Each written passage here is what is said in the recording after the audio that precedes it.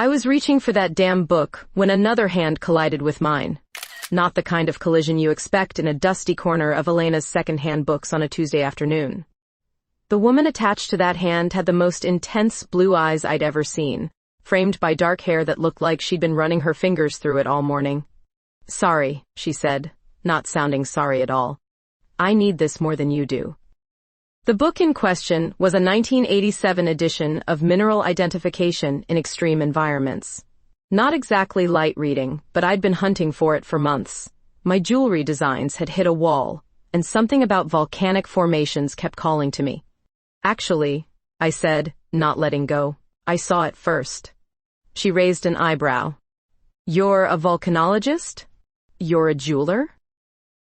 We stood there, both gripping the spine of this ratty old textbook like it held the secrets of the universe.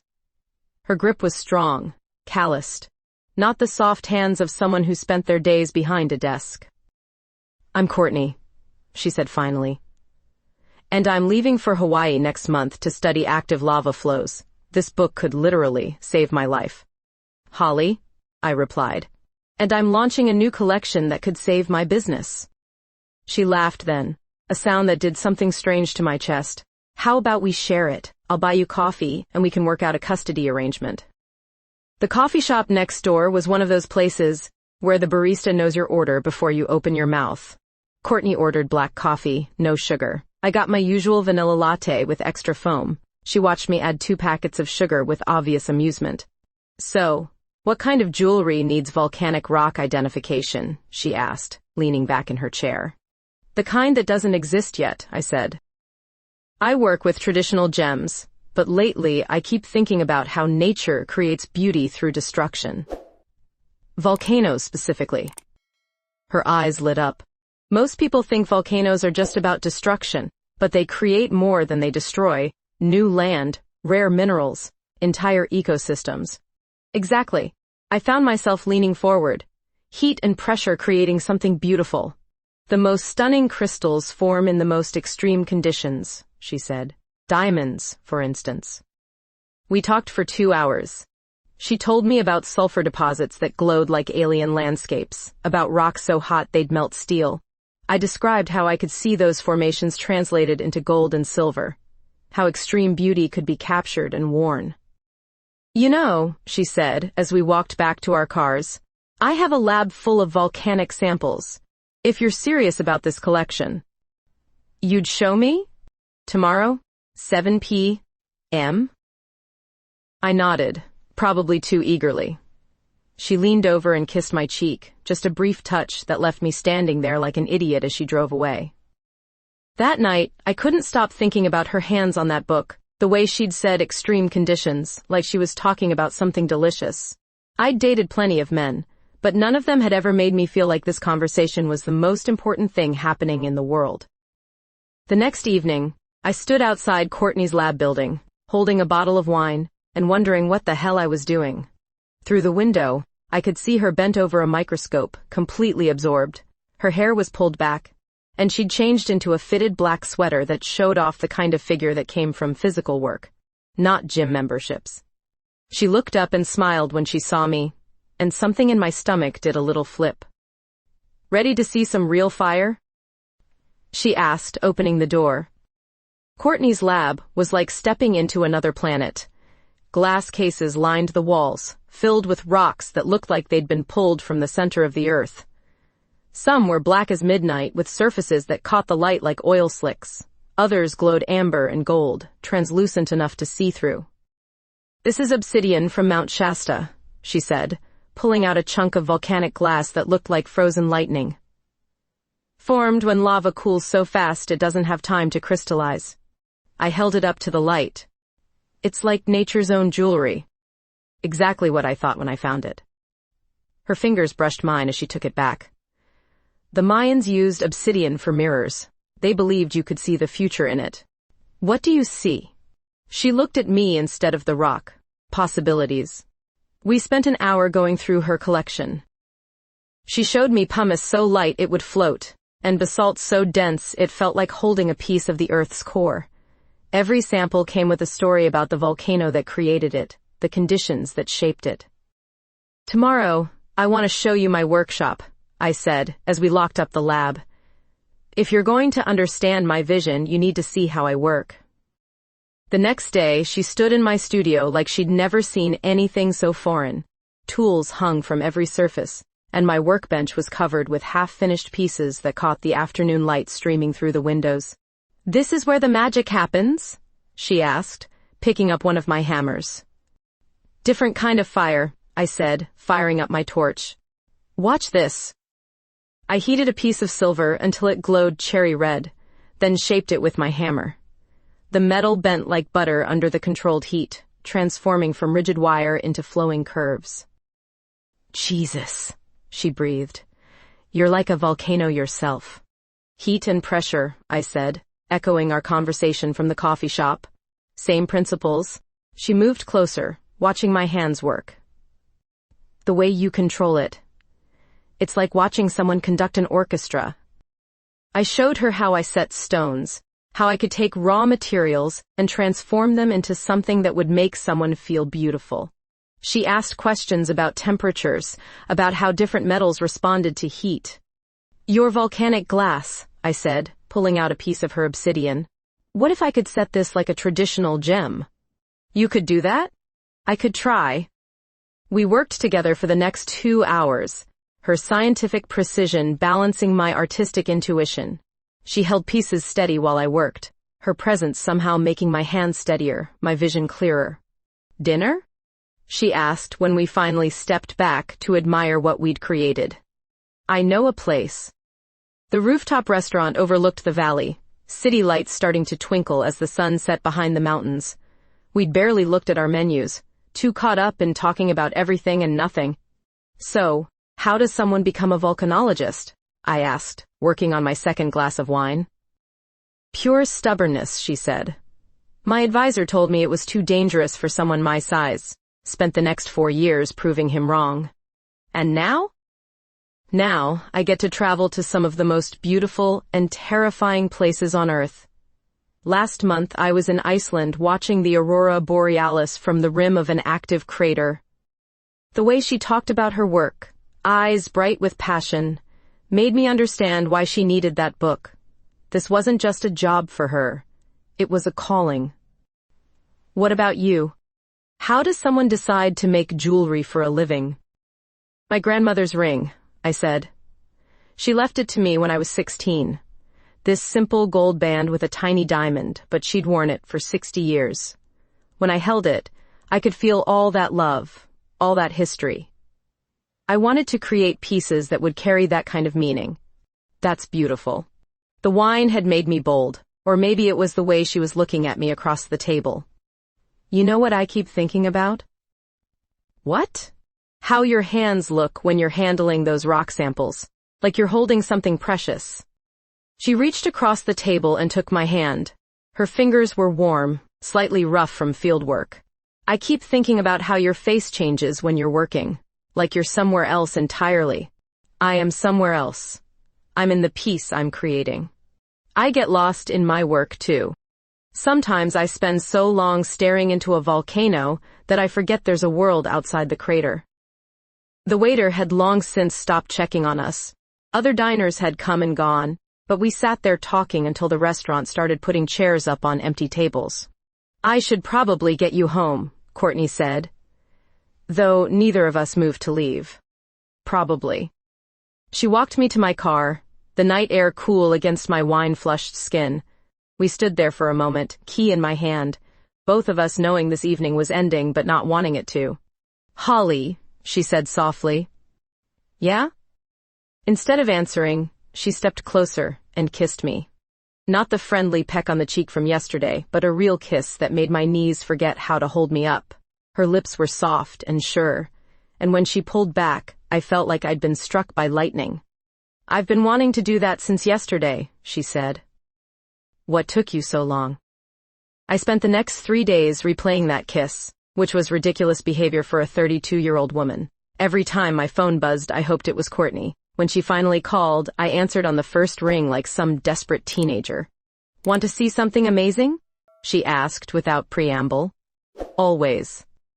"Meet me at the observatory parking lot." Sunset.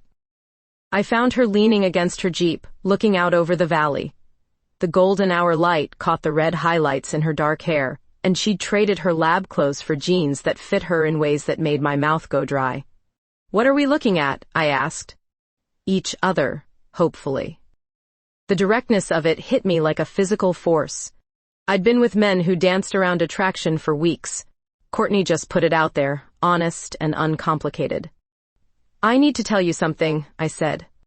I've only dated men before." She turned to face me fully. "Does that scare you?" "Terrifies me." "Good. The best things are terrifying." She was right, of course. Standing there with the sun setting behind her, I felt like I was looking over the edge of a cliff. The smart thing would be to step back. Instead, I stepped closer. "I keep thinking about yesterday," I said. "About your hands. What about them? How they'd feel on my skin." The words hung between us, bold and dangerous. She reached out and traced a line along my jaw, her thumb brushing my lower lip. "Like this?" I couldn't speak, just nodded. She kissed me again, slower this time, deeper. Her hands tangled in my hair, and I pressed closer, feeling the heat of her body through our clothes. "My place is closer," she said against my mouth. Her apartment was sparse, functional. The only decorations were photographs of volcanic landscapes and shelves lined with rock samples. But her bedroom was different. Softer, with warm light and sheets that smelled like her shampoo. "Are you sure?" she asked, fingers already working at the buttons of my blouse. Instead of answering, I pulled her sweater over her head. Her skin was pale and smooth, marked with a small scar on her shoulder that I kissed without thinking. She made a soft sound and pulled me closer, her hands mapping the curves of my waist like she was memorizing them. We fell onto her bed in a tangle of limbs and whispered endearments. Her touch was nothing like what I'd known before, patient and intuitive, reading my body like one of her scientific instruments. When she kissed the hollow of my throat, I understood why people wrote songs about this feeling. When her hands found me, I stopped thinking altogether. The next morning I woke up pressed against her back, her hair tickling my nose. For a moment, I just lay there listening to her breathe, marveling at how right this felt. Then reality crashed in like a cold wave. What the hell was I doing? I slipped out of bed carefully, gathering my scattered clothes. In the harsh morning light, everything looked different. This wasn't some romantic movie where I could just reinvent myself overnight.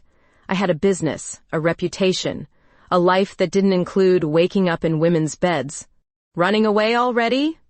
Courtney's voice was husky with sleep. "I should get home. I have a client meeting." She sat up, sheet pooling around her waist, completely unself-conscious. "Holly, we should talk about this." "About what?" "It was one night." The words came out harsher than I'd intended. Something flickered across her face, hurt maybe, before she locked it away. "Right. One night." I finished dressing in silence, feeling like the worst kind of coward. At the door, I turned back. She was standing by the window in an oversized t-shirt, arms crossed, looking out at the mountains. "Courtney." "It's fine, Holly. I get it." But it wasn't fine. For the next week, I threw myself into work, trying to forget how she'd looked in that morning light, trying not to think about the way she'd said my name like a prayer.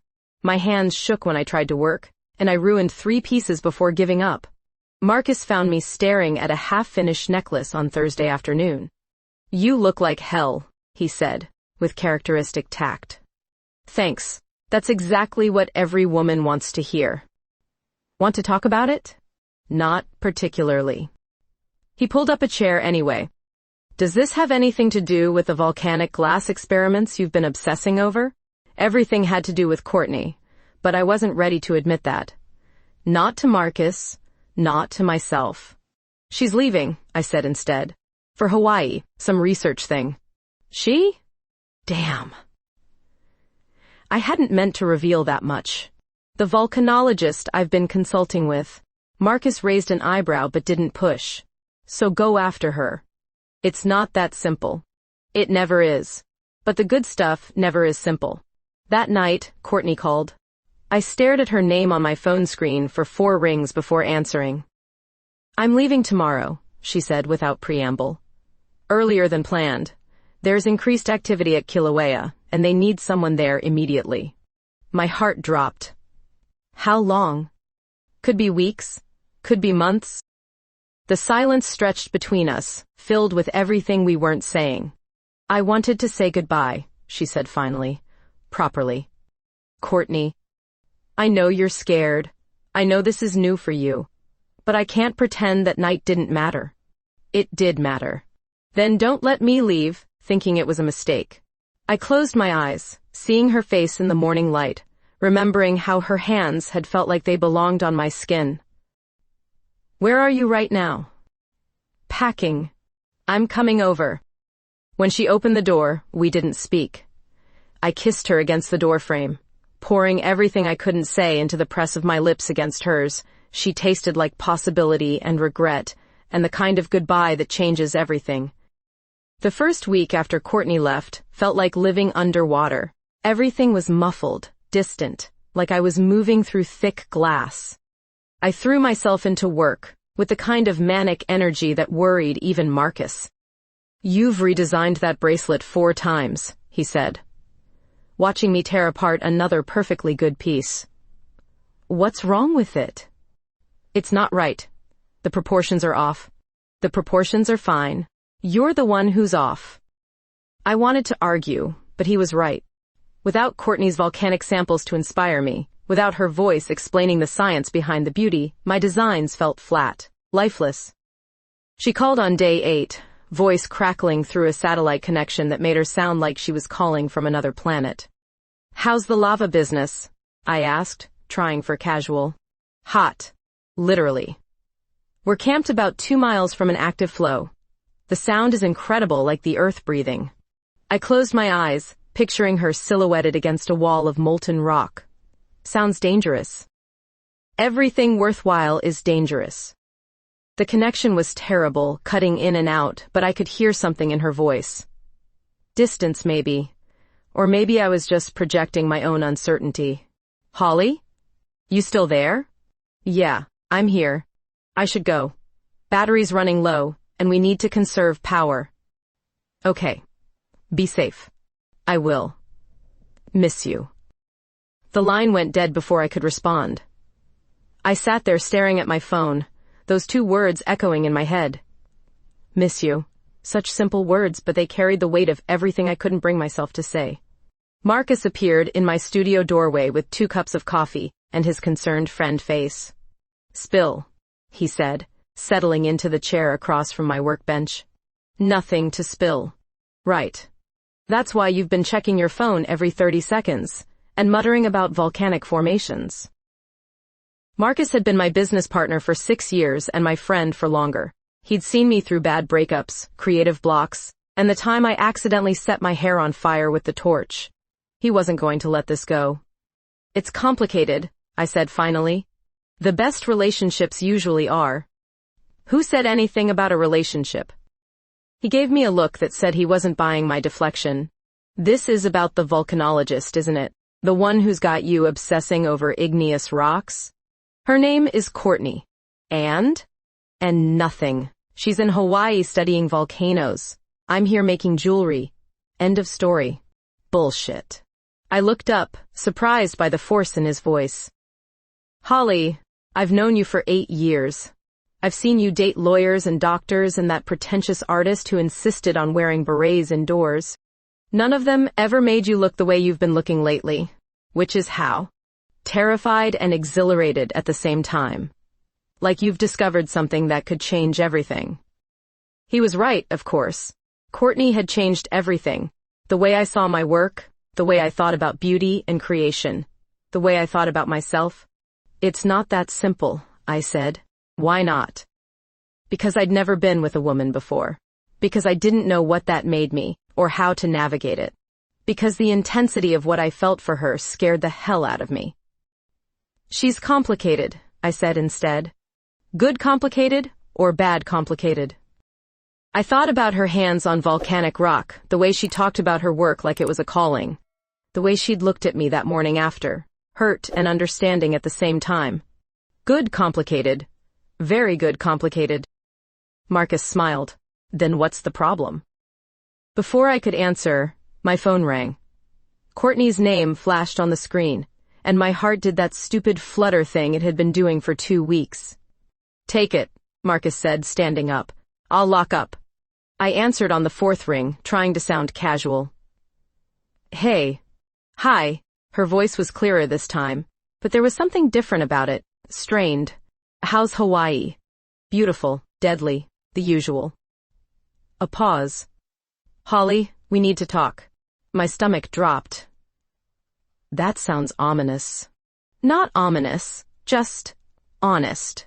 I waited, not trusting my voice. I can't keep doing this, she said. These phone calls where we dance around what happened, where we pretend that night didn't mean anything. I never said it didn't mean anything. You didn't have to. The way you left that morning said it all. She was right. I had run, like the coward I was. Courtney. I get it, okay? I do. This is new for you, and I'm not exactly low maintenance. My job takes me to dangerous places for months at a time. I'm not relationship material. That's not true, isn't it? When's the last time you dated someone who might die in a volcanic eruption? The question hung between us, and I realized I didn't have an answer. Every man I dated had been safe, predictable, the kind of person you could plan a future with, assuming you wanted that particular future. I don't know what you want me to say, I admitted. I want you to say something real. Anything real. But I couldn't. Not over a crackling satellite connection with half the continent between us.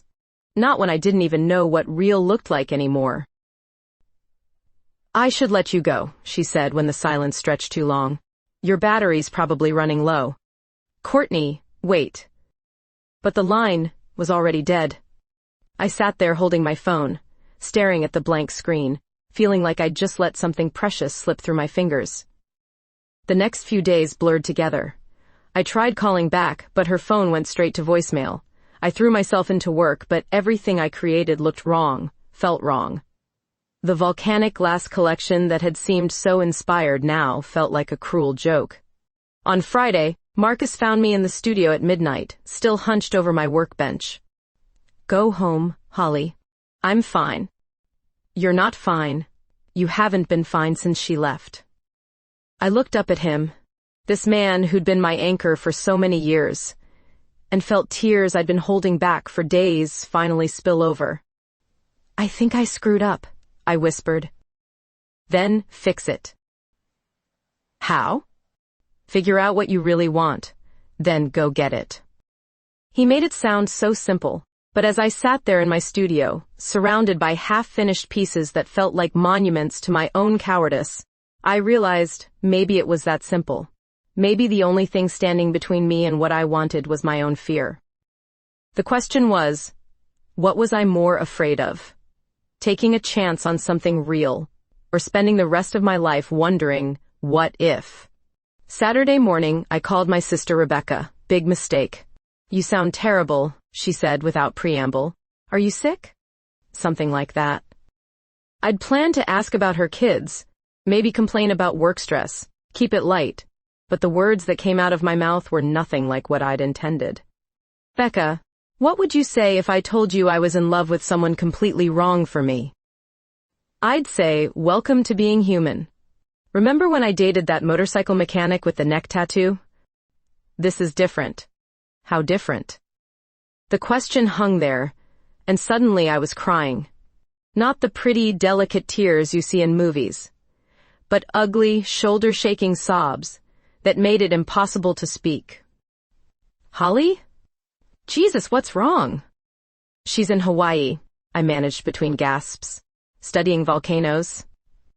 And I think I'm in love with her, but I don't know how to be in love with a woman, and I'm scared, and I miss her so much I can't think straight.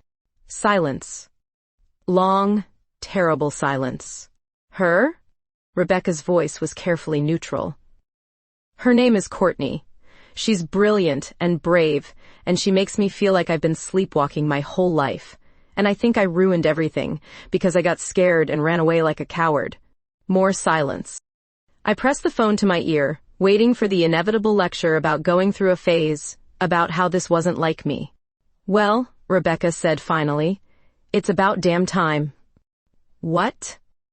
Holly, you've been dating the same boring accountant type for 15 years. Different faces, same personality. I was starting to worry you'd settle for some safe guy just because it was easier. I blinked, tears still streaming down my face. You're not upset? Upset? I'm relieved. You sound more alive than you have in years.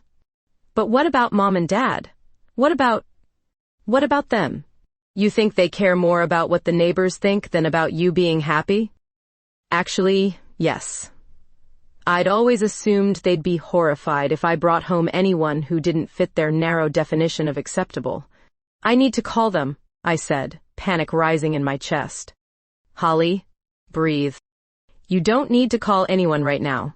You need to figure out what you want. I want her. I want Courtney. Then stop talking to me and do something about it. After we hung up, I sat in my kitchen for an hour staring at my phone. Rebecca was right, I needed to do something. But what? Courtney wasn't answering my calls, and I couldn't exactly hop on a plane to Hawaii to interrupt her fieldwork. Then I remembered the jewelry exhibition proposal I'd been putting off for months. The San Francisco Contemporary Art Center had been courting me for a solo show, something edgy and personal that would push boundaries. I'd been too scared to commit, worried about exposing too much of myself. Suddenly, I knew exactly what I needed to create. I spent the next 3 days in my studio like a woman possessed. The pieces that emerged were unlike anything I'd ever made. Raw, emotional jewelry that captured the violence and beauty of volcanic creation. I used Courtney's obsidian samples, setting the black glass and silver that looked like molten metal frozen mid-flow. Each piece told part of our story. The moment we met, fighting over that book. The way she'd looked explaining her work, eyes bright with passion. The fear and longing I'd felt watching her leave. Marcus found me on Tuesday, surrounded by finished pieces that glowed like captured fire. Holy shit, Holly, this is incredible. I looked up from the necklace I was putting finishing touches on. Think it's good enough for the SFCAC show? Good enough? This is museum quality. What's the theme? Collision, I said without thinking. When different worlds collide, sometimes they create something beautiful. He picked up the centerpiece, a choker made from volcanic glass and hammered silver that looked like a ring of fire. This is about her, isn't it? Everything is about her. My phone rang before he could respond. Unknown number with a Hawaii area code. My heart stopped. Holly? The voice was unfamiliar, professional. This is Elena Vasquez. I work with Courtney Bailey. She asked me to call you. The world tilted. Is she okay? She's fine, but there's been an incident. A rockfall near the observation site. No one was hurt, but it was close. Close enough to make her reevaluate some things. What kind of things? She wanted me to tell you she's coming home early, tomorrow, actually. And she asked me to give you a message. I held my breath. She said to tell you that some risks are worth taking, even if you can't predict the outcome. The line went dead, leaving me staring at my phone in disbelief. Good news or bad news? Marcus asked. I don't know yet. That evening, I called the Art Center and accepted their exhibition proposal.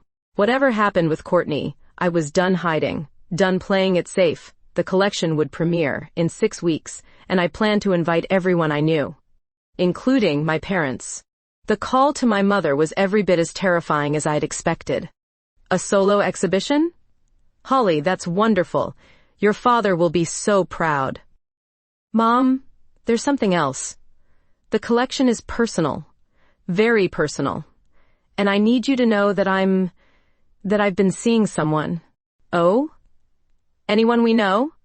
Her name is Courtney. Pause. Then, her? Yes, her. And before you say anything, I need you to know that this isn't a phase or a rebellion or whatever you're thinking. This is real. Another pause. Longer this time. I braced myself for disappointment, for lectures about grandchildren and what people would think. Does she make you happy? My mother asked finally. Yes. Terrifyingly happy. Then bring her to dinner Sunday. Your father's making his famous lasagna. I nearly dropped the phone. Just like that? Just like that. Holly, you're 32 years old. If it took you this long to figure out what you want, it must be pretty special. Wednesday morning, I stood in the airport arrivals terminal, clutching a coffee I was too nervous to drink. Courtney's flight had landed 20 minutes ago, and I kept scanning the crowd for her familiar dark hair. When I finally spotted her, my breath caught.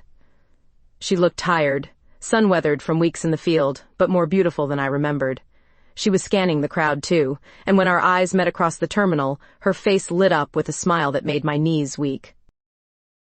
She dropped her bag and ran toward me, and suddenly, we were kissing in the middle of the airport like something out of a movie.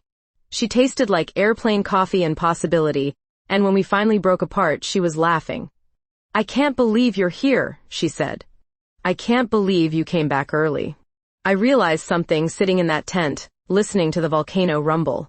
Life's too short to waste time being scared. Funny. I realized the same thing. She pulled back to look at me, and I saw something new in her eyes. Hope, maybe. Or determination. So what now? She asked. I took her hand, marveling at how perfectly it fit in mine. Now we figure it out together. As we walked toward baggage claim, I told her about the exhibition, about my family's surprising support, about the 6 weeks of creating that had poured out of me in her absence. You made a whole collection about us? She asked. About collision. About what happens when different worlds crash into each other and create something beautiful. She stopped walking and kissed me again. Right there in the middle of the terminal. I love you too, she said against my mouth. I hadn't even realized I'd said it, but hearing it back felt like coming home. Waking up next to Courtney for the second time felt completely different from the first. This time, I didn't want to run. I wanted to memorize the way morning light caught the copper highlights in her hair. The way she curled into me like she belonged there. Good morning, beautiful, she murmured against my shoulder, lips brushing my skin. Is it? Good, I mean. She propped herself up on one elbow, studying my face. Having second thoughts? The opposite, actually. I'm having first thoughts. Explain. I've spent my whole life on autopilot. Safe job, safe relationships, safe everything. With you, I feel like I'm finally awake. She traced lazy patterns on my arm, and I shivered despite the warmth of her touch. Awake can be scary. Terrifying, I agreed, but worth it. We spent the morning in bed, talking and touching and learning each other all over again. When her hands found me, I felt like I was discovering a whole new language, one my body had been waiting years to speak. The way she moved against me, patient and sure, made me understand why people wrote poetry about desire. Later, tangled in sheets that smelled like both of us, I told her about the exhibition opening in 5 weeks. You want me to come? She asked. I want you to be part of it. The whole collection is inspired by you, by us. It doesn't make sense without you there.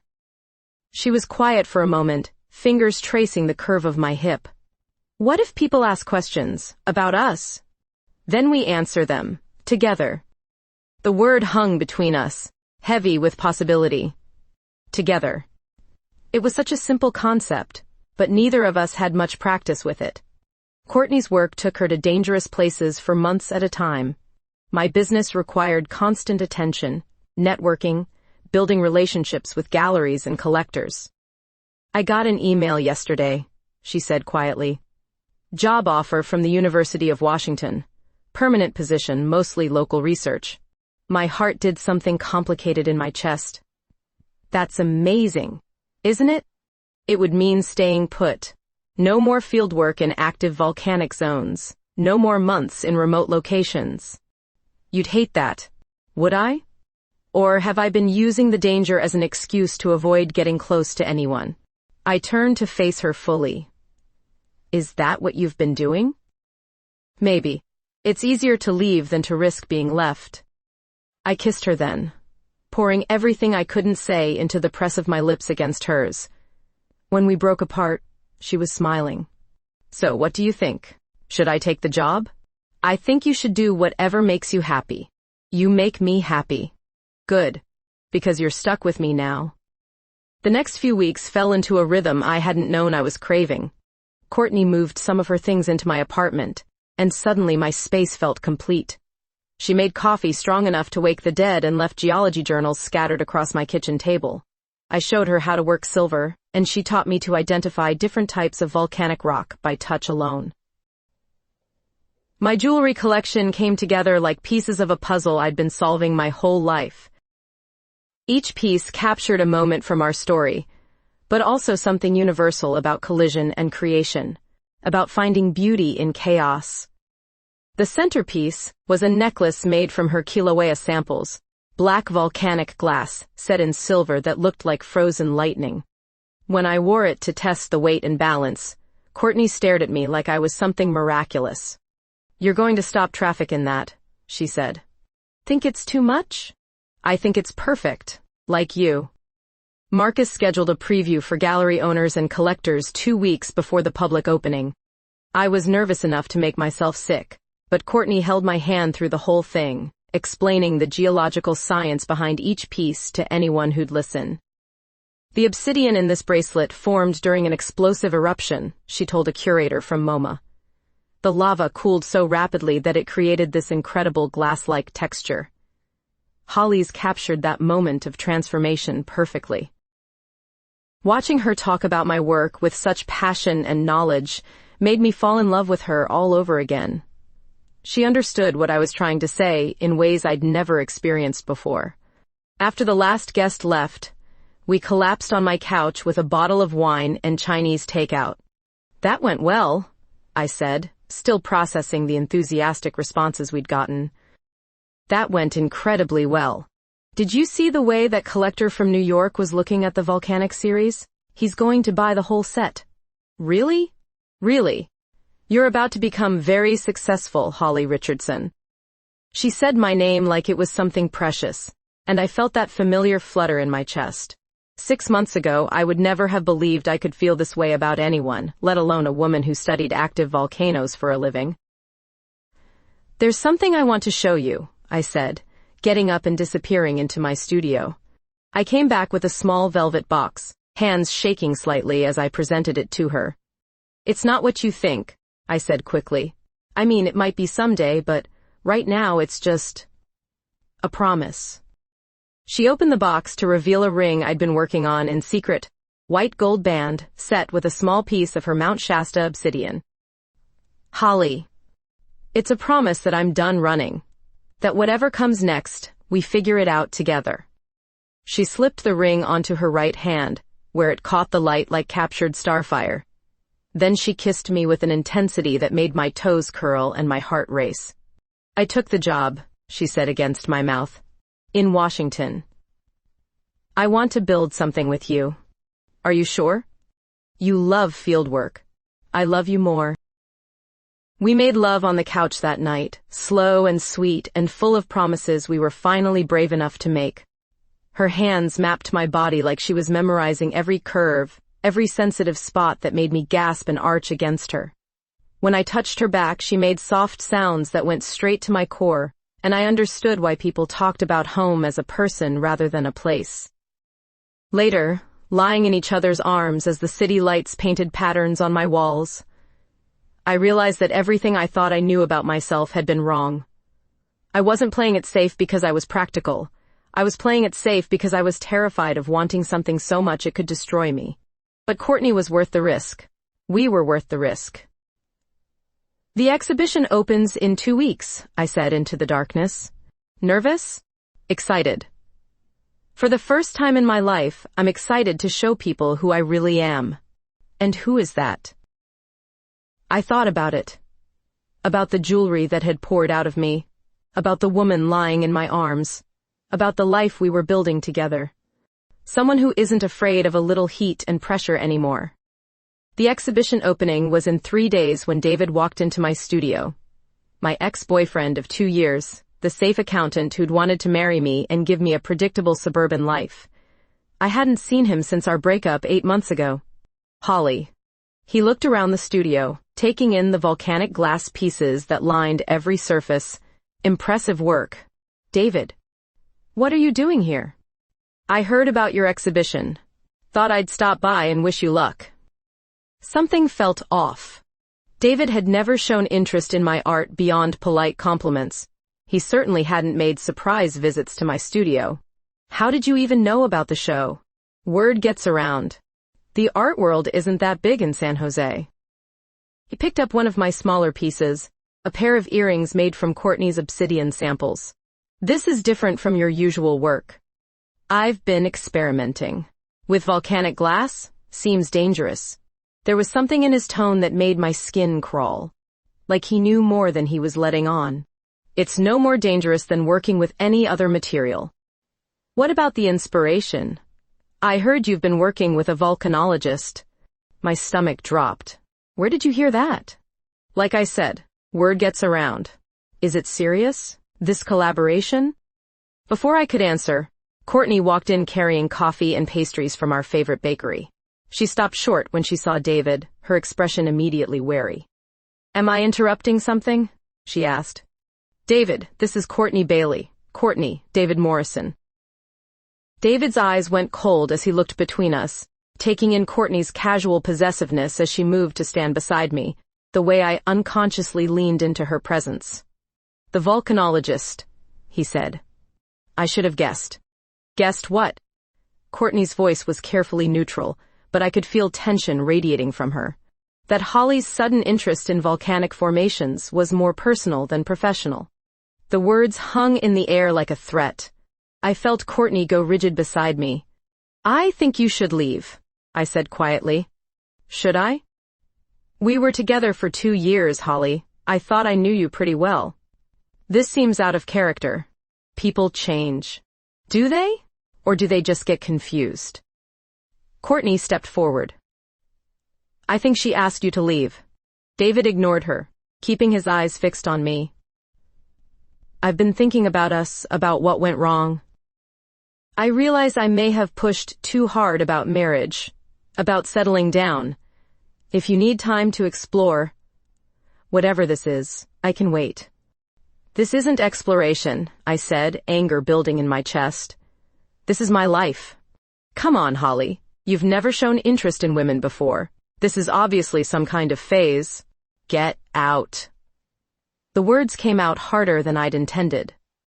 David's facade of concerned ex-boyfriend slipped, revealing something uglier underneath. Fine, but when you're done playing house with your science experiment, you know where to find me. He left without another word, and I stood there shaking with rage and humiliation. Jesus, Courtney said quietly. What an asshole. I'm sorry. I had no idea he'd show up here. Why are you apologizing? You didn't do anything wrong. But I felt like I had. Like David's presence had somehow contaminated the space we'd built together, made it seem less real. He's right about one thing, I said. I've never been with a woman before you. Courtney turned to face me fully. So? So maybe he has a point. Maybe this is just me trying something new. Is that what you think? I looked at her standing there in my studio, surrounded by jewelry inspired by her work, her passion, her presence in my life. The thought of this being temporary, of losing her, made my chest tight with panic. No. But what if other people think that? Since when do you care what other people think? She was right. Since when did I care? But David's visit had shaken something loose in me, some old insecurity I thought I'd buried. The next day brought worse news. Courtney's research funding got cut. Budget restrictions at the university, they said. Sorry for the short notice. It's fine, she said, but I could see the devastation in her eyes. I knew this was a possibility when I took the local position. What will you do? Look for other opportunities, I guess. Maybe private sector work. There has to be something. Your research is important. Important doesn't always translate to funded. We spent the evening going through job listings and grant applications, but the options were limited. Most positions required either extensive travel or relocating to other states. Everything we'd built together suddenly felt fragile. Maybe I should have stayed in Hawaii, she said around midnight, laptop still open on her knees. Don't say that. Why not? At least there I had work I believed in. You have work you believe in here too. We just need to find a way to fund it. We? The word had slipped out, but I realized I meant it. Your work, our life, they're connected now. She closed the laptop and looked at me. Holly, I can't ask you to support me financially. That's not fair. You're not asking. I'm offering. Your jewelry business is just getting off the ground. You can't afford to carry both of us. She was probably right, but I couldn't bear the thought of her giving up on her passion because of money. We'll figure something out. But as the days passed, it became clear that figuring it out was harder than I'd thought. Courtney grew increasingly withdrawn, spending hours on job search websites and making phone calls that led nowhere. The exhibition opening was tomorrow, and instead of excitement, I felt a growing sense of dread.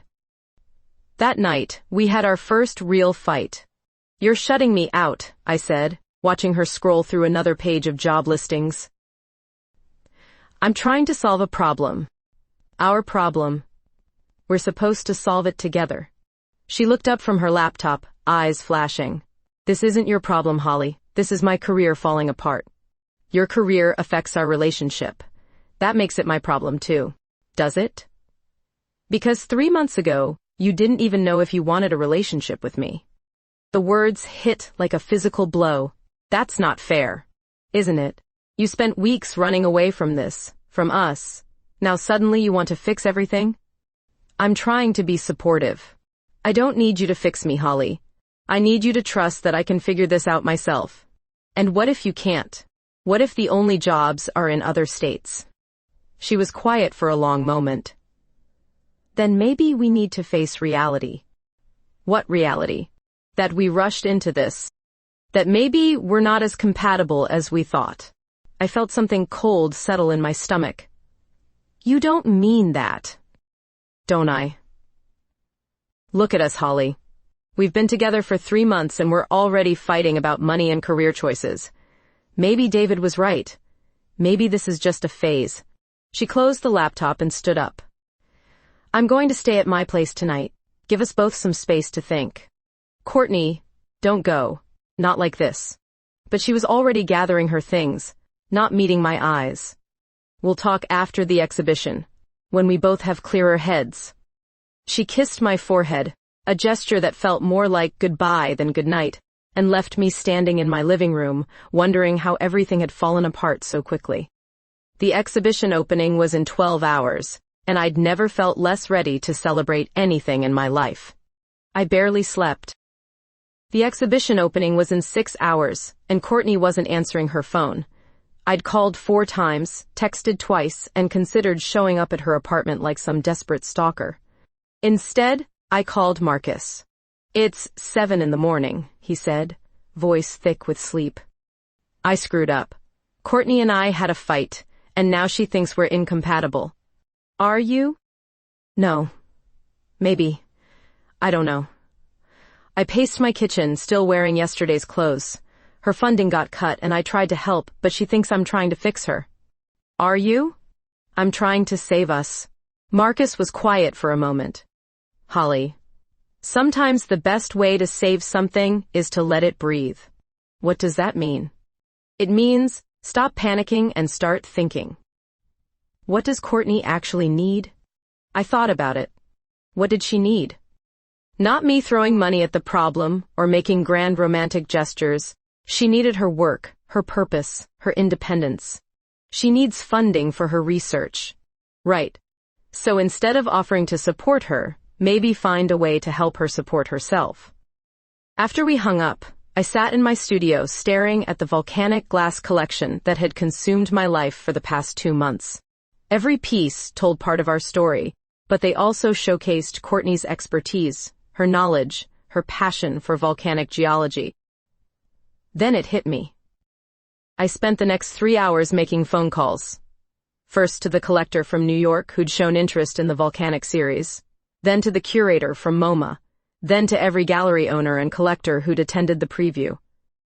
By 11 a.m., I had commitments for the entire volcanic collection, plus commissions for 3 more pieces using rare geological samples, more money than I'd ever made from a single collection. But more importantly, I had something else. The exhibition opening was everything I'd dreamed of. The gallery was packed, wine flowed, and people actually seemed to understand what I was trying to say with the pieces. My parents stood by the centerpiece necklace, looking proud and slightly bewildered by their daughter's success. "This is extraordinary work," my mother said, squeezing my hand. "Very personal." "Too personal?" "Personal is good. Personal is real." But Courtney wasn't there. I kept scanning the crowd, hoping to see her dark hair, her blue eyes, that smile that made everything else fade away. By 8 p.m., I'd given up hope. That's when she walked in. She'd changed into a black dress I'd never seen before, her hair pulled back to show off the obsidian earrings I'd made her. She looked stunning and nervous, and like she'd rather be anywhere else. "You came," I said, meeting her by the entrance. "I said I would. About last night. Later. This is your moment." She was right. People wanted to talk to me, to hear about the inspiration behind the pieces, to understand the connection between geology and jewelry design. But every conversation felt incomplete without Courtney there to explain the science behind the beauty. Finally, around 9 p.m., she appeared at my elbow during a conversation with 3 gallery owners from San Francisco. "The obsidian in this piece formed during a Pelian eruption," she said, picking up the thread of my explanation seamlessly. "The gas content in the magma creates this incredible folded texture when it cools rapidly." The gallery owners leaned in, fascinated. One of them, a woman in her 50s with sharp eyes and an expensive handbag, looked between Courtney and me with obvious interest. "You two work together?" she asked. "We collaborate," I said carefully. Fascinating. The combination of artistic vision and scientific knowledge creates something entirely unique. After they moved on, Courtney and I stood there in awkward silence. "Thank you," I said, "for explaining the geology. It's what I do." "Courtney, about last night. I'm sorry. I was trying to fix things instead of listening to what you actually needed. What I need is complicated. Then explain it to me." She looked around the crowded gallery, at my parents chatting with Marcus, at the red dots appearing next to nearly every piece in the collection. "Can we go somewhere quiet?" We ended up on the gallery's back patio, the sounds of the opening muffled by glass doors and city noise. "I got 3 job offers today," she said without preamble. My heart sank. "Where?" "Montana, Alaska, and New Zealand. All good positions, all doing the work I love." "Congratulations." "I also got something else." She pulled out her phone, showing me an email. "From Dr. Patricia Webb at Stanford. She was at your opening tonight." I scanned the message, not understanding. Something about private funding, collaborative research, innovative approaches to geological education. I don't get it. She wants to fund my research. Full salary, equipment, travel budget. But there's a catch. What kind of catch? She wants me to develop educational programs that make geology accessible to the general public. Combine rigorous science with artistic interpretation. My brain was still processing. Like what we've been doing? With the jewelry? Exactly like what we've been doing. She said watching us tonight, seeing how we complemented each other's expertise, gave her the idea. I stared at her. "You'd be working here? In California?" "If I take it. The position is specifically designed around our collaboration. I can't do it without you." The weight of what she was saying hit me. "You're asking me to be your business partner." "I'm asking you to be my partner, in every sense of the word." Before I could respond, she pulled something from her purse. A small velvet box, nearly identical to the one I'd given her weeks ago. "I had this made yesterday, before our fight. I was going to wait until after the opening, but..." She opened the box to reveal a ring that took my breath away. White gold set with a rare piece of green volcanic glass I'd never seen before. "It's from Kilauea," she said. "From the first lava tube I ever explored. I've been carrying it around for 3 years, waiting for the right moment, the right person." I couldn't speak. The ring was perfect, unusual, exactly what I would have chosen for myself if I'd known such a thing existed. "Holly Richardson, will you marry me?" Will you build something beautiful and dangerous and completely unprecedented with me? I looked at her standing there in the gallery light, holding a ring made from molten earth, offering me a future I'd never imagined but suddenly couldn't live without. Yes, I said, and she slipped the ring onto my finger where it caught the light like captured fire. When we kissed, I could taste wine and possibility, and the salt of tears I didn't realize I was crying. Around us, the sounds of the gallery opening continued, but it felt like we were the only two people in the world. So what now? I asked against her mouth. Now, we go back inside and tell people we're engaged. Then we go home and start planning the rest of our lives. Together? Together. As we walked back into the gallery, hand in hand, wedding ring sparkling on my finger, I realized that everything I'd been afraid of, all the uncertainty and risk and beautiful chaos of loving Courtney, had led me exactly where I belonged. In the collision zone, where different worlds crash together and create something entirely new. 6 months later, I stood in front of my bathroom mirror, trying to get my engagement ring to sit properly under my wedding gloves. The green volcanic glass caught the morning light streaming through the window, and I still couldn't believe this was real. "Stop fidgeting," Rebecca said, appearing behind me in the mirror. "You look perfect." I did look good, I had to admit.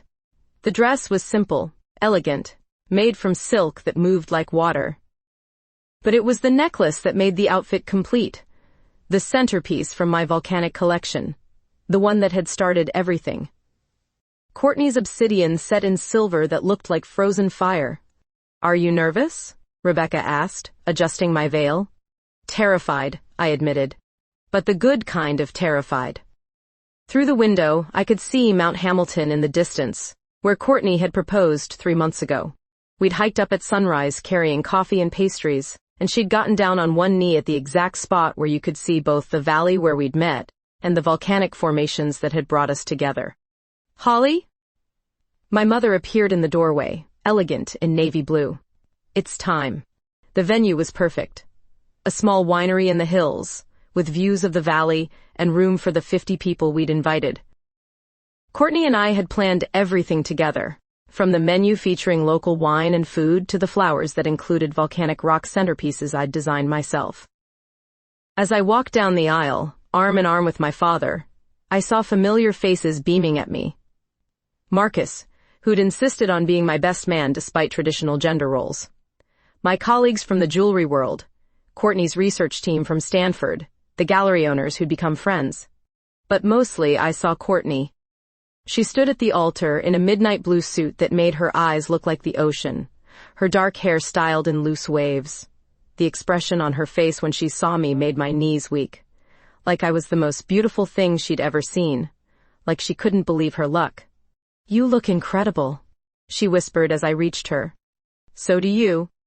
The ceremony was short, personal. We'd written our own vows, and when it was my turn to speak, I looked into those blue eyes and somehow found my voice. "Courtney, 6 months ago I thought I knew what my life was supposed to look like. Safe, predictable, carefully planned. Then you walked into that bookstore and changed everything. You taught me that the most beautiful things in nature come from collision, from heat and pressure and forces that seem destructive but actually create something new." My voice cracked slightly, but I pushed through. "You taught me that love isn't supposed to be safe. It's supposed to be transformative.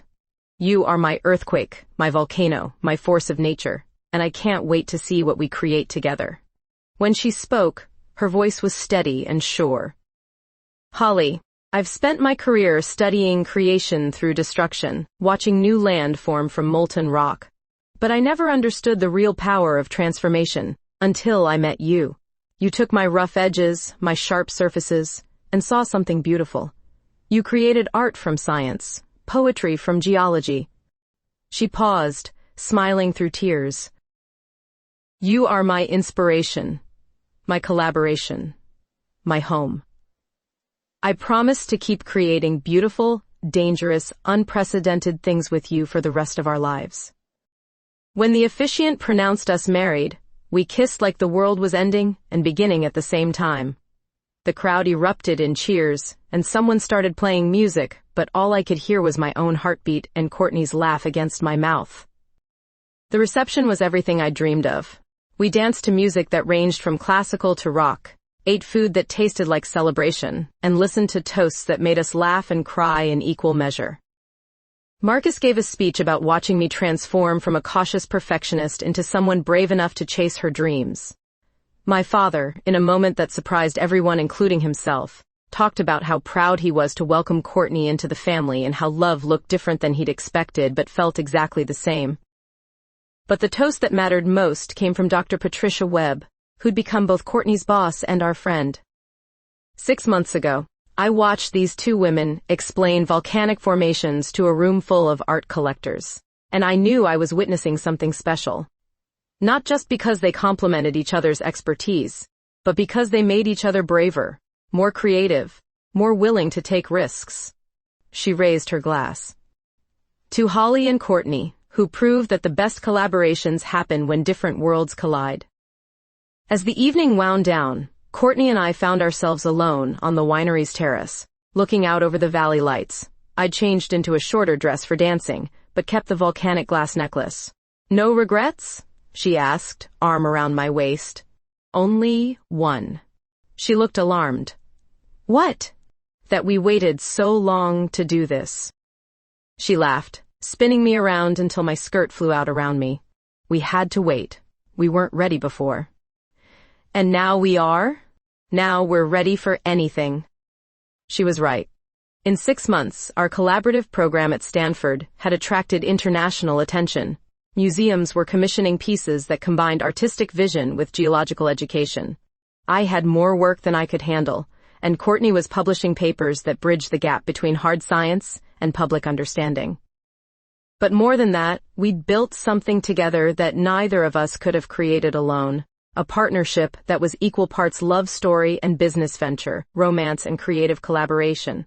I have something for you, Courtney said, pulling a small wrapped box from her jacket pocket. Inside was a pair of cufflinks made from the same green volcanic glass as my engagement ring, set in gold instead of silver. For special occasions, she said, when you want to carry a piece of Kilauea with you. They're perfect, just like us. I laughed. We're not perfect. We're complicated and messy, and we argue about everything from research methodologies to what to have for dinner. Perfectly imperfect, then. As we stood there holding each other, wedding rings catching the starlight, I thought about that day in the bookstore when we'd fought over a dusty geology textbook. Neither of us had known we were about to collide with our future. What are you thinking about? Courtney asked. Heat and pressure, I said. How they create the most beautiful things. Diamonds. Us. She kissed me then, soft and sure and full of promise. Around us, the party continued, our friends and family celebrating the love we'd built together. But it felt like we were the only two people in the world, standing at the center of our own personal volcanic eruption, watching something beautiful emerge from the collision of our different worlds. When we finally broke apart, she rested her forehead against mine. Ready to go home, Mrs. Bailey Richardson? Ready for anything, Mrs. Bailey Richardson. And as we walked back toward our future, hand in hand, wedding rings sparkling like captured fire, I knew that whatever came next, we'd face it together. In the collision zone, where different worlds crash together and create something entirely unprecedented. Something beautiful. Something us